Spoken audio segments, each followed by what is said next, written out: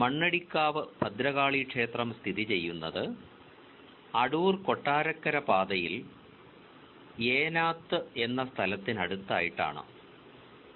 ഇവിടെ ദേവസ്വം ബോർഡിൻ്റെ ഉടമസ്ഥതയിലുള്ള മണ്ണടി വടക്കേക്കാവ് ദേവീക്ഷേത്രവും സ്വകാര്യ ഉടമസ്ഥതയിലുള്ള ചരിത്രപ്രസിദ്ധമായ മണ്ണടി പഴയകാവ് ദേവീക്ഷേത്രവും നമുക്ക് കാണാൻ കഴിയും.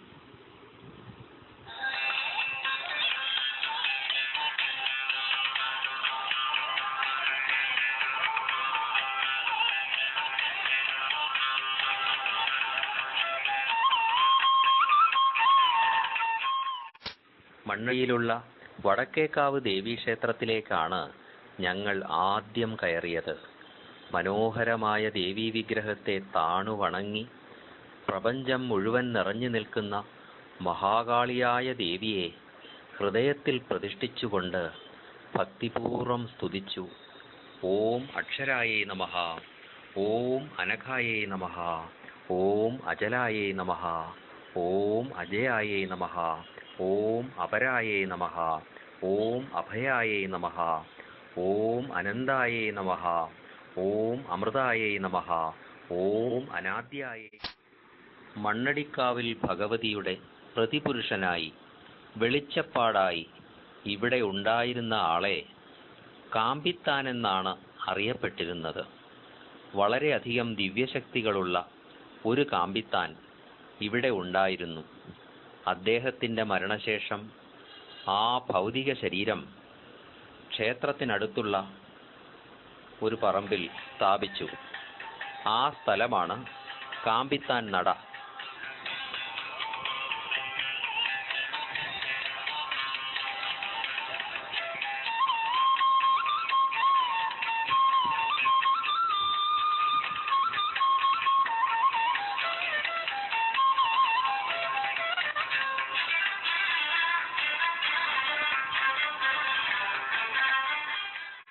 ദേവിയുടെ ഉപാസകർക്ക് ഏതു ദിക്കിലും ദേവീ ചൈതന്യം നിറഞ്ഞു തുളുമ്പുന്നതായി കാണാൻ കഴിയുന്ന ഒരു ദിവ്യ സ്ഥലമാണ് മണ്ണടി പഴയകാവ് ദേവീക്ഷേത്രം. ഹൃദയത്തിൻ്റെ അഗാധതയിലേക്കിറങ്ങി നിന്ന് ഭക്തി കൊണ്ട് ആർത്തമായ മനസ്സോടെ ദേവിയെ ധ്യാനിച്ചുകൊണ്ട് ഞങ്ങൾ ക്ഷേത്രത്തിൽ കയറി. ഉഗ്രമൂർത്തിയായ ഭദ്രകാളിയാണ് ഇവിടെ ദർശനം നൽകുന്നത്.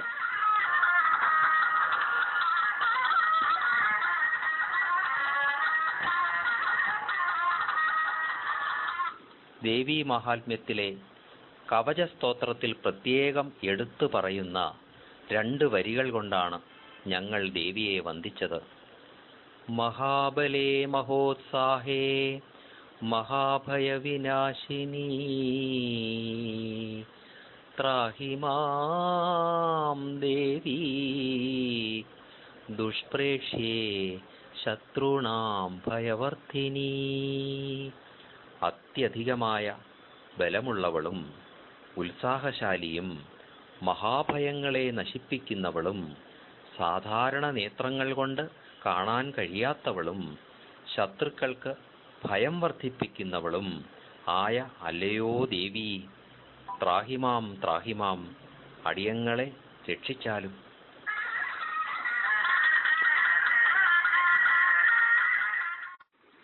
മണ്ണടിക്കാവിലെ അവസാനത്തെ കാമ്പിത്താൻ്റെ മരണശേഷം അദ്ദേഹം ഉപയോഗിച്ചിരുന്ന വാളും ചിലമ്പും ഇവിടെ പാറേക്കടവിലുള്ള കയത്തിൽ നിക്ഷേപിച്ചതായി പറയപ്പെടുന്നു.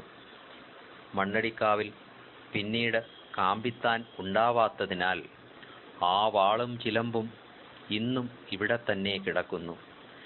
കാമ്പിത്താൻ മണ്ഡപം എന്നു പേര് വെച്ച് ഒരു കൽമണ്ഡപവും ഇവിടെ കാണുന്നുണ്ട്.